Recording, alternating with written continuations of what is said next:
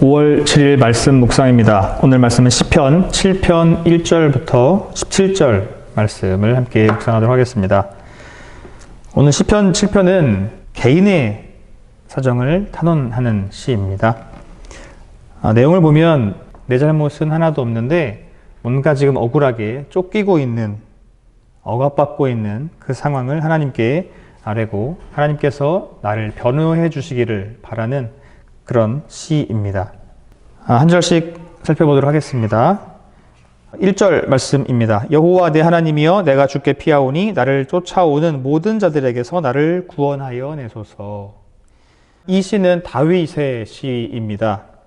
어려운 가운데 있는 상황이 무엇이냐면 누군가에게 쫓기고 있는 상황입니다. 물론 다윗은 아무 잘못이 없는데도 억울하게 그런 상황들을 지금 당하고 있는 것이죠. 그래서 하나님께 피하려고 하고 있습니다. 하나님을 부를 때 내 하나님이라고 부르고 있습니다. 거창하게 뭔가 수식 어구를 쓰지도 않았고요. 바로 본론으로 들어가면서 내 하나님이여 이렇게 부르고 있습니다. 지금 시편 기자를 누군가가 쫓아오고 있는 상황에서 하나님을 간절하게 찾고 있는 것입니다. 내 하나님이여. 1절 말씀을 읽으면서 무엇이 떠오르지 않으셨습니까? 도피성이라는 것이 떠올랐는데 이 도피성 안에 머무르면 어떠한 죄인이라도 그 죄를 추궁할 수 없고 일단은 보호받을 수 있습니다. 하나님밖에 희망이 없음을 이야기하는 것이죠. 하나님 안에 있으면 나를 쫓는 그들로부터 안전할 것이라는 것을 믿고 이렇게 하나님께 피하는 시편 기자의 모습을 볼 수 있습니다. 2절 말씀입니다. 건져낼 자가 없으면 그들이 사자같이 나를 찢고 뜯을까 하나이다. 쫓아오는 자들을 사자라고 표현합니다.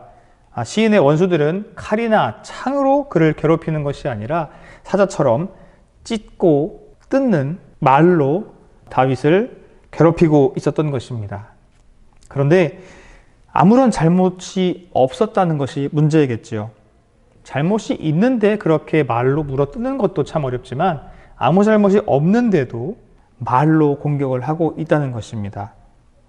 3절, 4절, 5절을 함께 읽겠습니다. 여호와 내 하나님이여 내가 이런 일을 행하였거나 내 손에 죄악이 있거나 화친한 자를 악으로 갚았거나 내 대적에게서 까닭없이 빼앗았거든 원수가 나의 영혼을 쫓아 잡아 내 생명을 땅에 짓밟게 하고 내 영광을 먼지 속에 살게 하소서. 셀라. 만일이라는 말을 3번이나 반복해서 사용했습니다. 불법을 내가 했다면 원수들에게 죽음의 보복을 받아도 괜찮다. 그래도 좋다라고 말하고 있습니다. 자기 저주의 맹세인 것이죠. 이것은 그만큼 내가 그런 죄를 짓지 않았기 때문에 너무나 확실하기 때문에 그렇게 말할 수 있는 것입니다. 나의 무죄를 강조하고 있는 것이지요. 그렇게 죄를 지었다면 이런 벌을 받아도 마땅하다. 그러나 나는 죄를 짓지 않았기 때문에 그런 벌을 받을 일이 없다. 그렇게 자신 있게 말하고 있는 것입니다. 6절부터 10절까지의 말씀을 같이 읽겠습니다. 여호와여 진노로 일어나사 내 대적들의 노를 막으시며 나를 위하여 깨소서. 주께서 심판을 명령하셨나이다. 민족들의 모임이 주를 두르게 하시고 그 위 높은 자리에 돌아오소서. 여호와께서 만민에게 심판을 행하시오니 여호와여 나의 의와 나의 성실함을 따라 나를 심판하소서. 악인의 악을 끊고 의인을 세우소서. 의로우신 하나님이 사람의 마음과 양심을 감찰하시나이다. 나의 방패는 마음이 정직한 자를 구원하시는 하나님께 있도다. 내용이 길지만 정리해보면 시인은 심판자로서의 하나님을 전쟁의 용사로 묘사하고 있습니다. 거룩한 전쟁의 때에 하나님께서 법계 위에 임재하셔서 옳고 그름을 심판하셨던, 의인과 악의를 심판하셨던 그때의 전쟁 용어들을 사용하고 있습니다. 지금 우리말로 되어서 우리가 그것을 잘 느끼지 못하지만 이것은 전쟁 용어였습니다. 6절에서 보면 일어나소서, 막으소서, 깨소서 이런 것들이 강력한 전쟁 용어입니다. 전쟁에서 급박한 상황을 우리가 이 글에서 느낄 수 있었으면 좋겠습니다.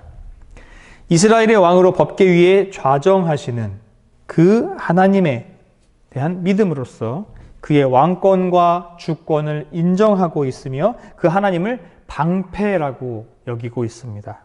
이 방패라는 것은 마음이 정직한 자를 구원하시는 하나님의 구원의 도구입니다. 11절, 12절, 13절입니다. 하나님은 의로우신 재판장이시며 매일 분노하시는 하나님이시로다. 사람이 회개하지 아니하면 그가 그의 칼을 가시며 그의 화를 이미 당기어 예비하셨도다. 죽일 도구를 또한 예비하시며 그가 만든 화살은 불화살 되리로다. 하나님은 의로우신 재판장이십니다. 재판장 중에서도 의롭지 않은 재판장이 있다는 말이죠. 재판장이라고 해서 전부 다 의로운 재판장이 아니지만 하나님은 분명 의로우신 재판장이십니다. 그리고 하나님은 동시에 분노하시는 전쟁 용사이시기도 합니다. 의로우시지만 사랑이 많으시지만 악인에게는 그만큼 냉정하고 두려운 존재입니다. 그 악인이라는 것은 누구입니까? 바로 죄인을 말하는 것이죠. 죄인인데 회개하지 않는 사람들이 바로 악인입니다. 그 악인들에게는 벌이 내려질 것입니다. 칼, 활, 죽일 기계, 불화살 이런 말들이 나옵니다. 칼, 활, 죽일 기계, 불화살은 당시의 군사 무기였습니다. 그래서 이런 군사 무기는 하나님께서 벌을 내리시는 도구로 표현되기도 했습니다. 하나님께서는 분명히 악인에게는 벌을 내리시는 공의로운 하나님이십니다. 14절부터 17절까지 마지막까지를 한번 읽겠습니다. 악인이 죄악을 낳으며 재앙을 베어 거짓을 낳았도다. 그가 웅덩이를 파 만들며 재가 만든 함정에 빠졌도다. 그의 재앙은 자기 머리로 돌아가고 그의 포악은 자기 정수리에 내리리로다. 내가 여호와께 그의 의를 따라 감사하며 지존하신 여호와의 이름을 찬양하리로다. 하나님이 예비하신 심판은 악인이 판 함정에 스스로 빠지는 원리에 따라 진행된다고 말하고 있습니다. 악인이 스스로의 꾀에 넘어져서 벌을 받게 되는 그런 형식입니다. 여호와 하나님의 인과 유를 말하고 있습니다. 보통 우리가 인과응보라고 말하지요. 예를 들자면 악인들이 불의한 욕심을 부려서 그 욕심에 빠지도록 하나님이 내버려 둔다는 것입니다. 불의한 욕심을 가진 것 자체를 벌하시는 것이 아니라 그 상태를 내버려 두고 자기가 판 함정을 그가 스스로 빠지게 두신다는 겁니다. 죄로 하여금 죄 자신을 스스로 징벌하도록 한다는 말씀이시죠. 죄로 하여금 죄 자신을 벌하게 하는 겁니다. 죄인이 죄인 스스로를 벌하게 만드는 겁니다. 시인은 여호와 하나님의 의가 공평한 것임을 말하고 있습니다. 하나님의 의로우심에 대하여서 감사와 찬양을 드리면서 이 시를 마치고 있지요. 지금 상황은 억울한 상황입니다. 그리고 누군가가 나를 쫓아오고 있고 그 두려움 가운데서도 하나님께 나의 모든 것을 맡기며 하나님께 피하고 있는 시인입니다. 그리고 하나님께서 공의롭게 재판하셔 주셔서 내가 잘못이 없음을 알려주시고 또한 그 악인들에게 벌을 주셔달라고 하나님께 간구하는 시이며 마지막에는 하나님께 찬양을 올리며 끝내고 있습니다. 잘못한 것이 없지만 쫓기고 있는 시인, 그 시인이 자신의 억울함을 하나님께 호소하고 자신을 구해 줄 것을, 자신의 무죄를 변호해 줄 것을 간곡하게 호소하고 있습니다. 이 시에서 하나님은 의로우신 판결을 하는 재판장이시고 공정한 재판장이십니다. 그렇습니다. 하나님은 의로우신 재판장이십니다. 그 의로우신 분이 나를 변호하신다면 믿고 맡길 수 있지 않겠습니까? 이 세상의 재판장에서는 누군가 힘있는 검사, 힘있는 판사, 힘있는 변호사가 그 결과를 바꿀 수 있는 충분한 여지가 있습니다. 법대로 하는 것이 아니라, 옳고 그름을 따지는 것이 아니라 누군가의 이익이 될 수 있도록 만들 수 있는 것이 이 세상의 법정입니다. 그러나 하나님은 그렇게 왔다 갔다 하시는 분이 아닙니다. 옳고 그름을 정확하게 가려주시는 의로운 재판장이십니다. 그분에게 우리의 모든 것을 맡길 수 있지 않겠습니까? 혹시 억울한 일을 당했다면 우리는 어떻게 해야 할까요? 그 억울함을 어떻게 풀어나가야 할까요? 때때로 사람들은 억울함을 풀기 위하여서 자살을 택하기도 합니다. 그것으로 자신의 명백을 증명하려고 합니다. 그러나 그처럼 어리석은 일이 어디 있겠습니까? 목숨을 버린다고 그 억울함이 증명되는 것은 아닙니다. 하나님께 맡겨야 합니다. 정직하고 의로운 재판장에게 맡겨야 합니다.